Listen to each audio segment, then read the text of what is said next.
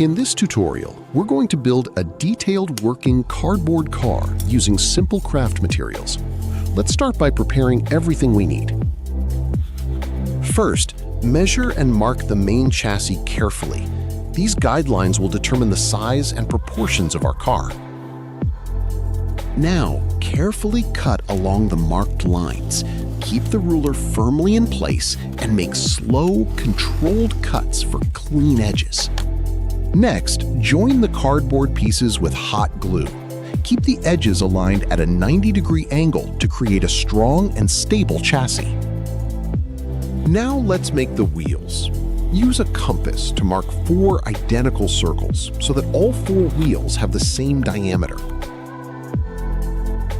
To make the wheels stronger and more durable, we'll laminate 2 cardboard discs together for each wheel. Slide a wooden skewer through the straw to create the axle. Then attach 1 reinforced cardboard wheel to each side and make sure they can rotate. Now we'll build the cabin. Fold the scored cardboard along the guidelines to form the windshield and roof, then carefully secure it to the chassis. Let's bring the car to life with a few small details.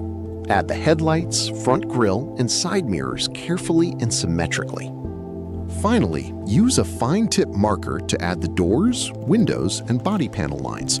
These small details make the handmade car look much more complete. And now it's time for the test. With a gentle push, our cardboard car rolls forward and the wheels rotate smoothly. Our handmade cardboard car is complete. It's simple, creative, and actually rolls. Try making your own version and subscribe for more DIY projects.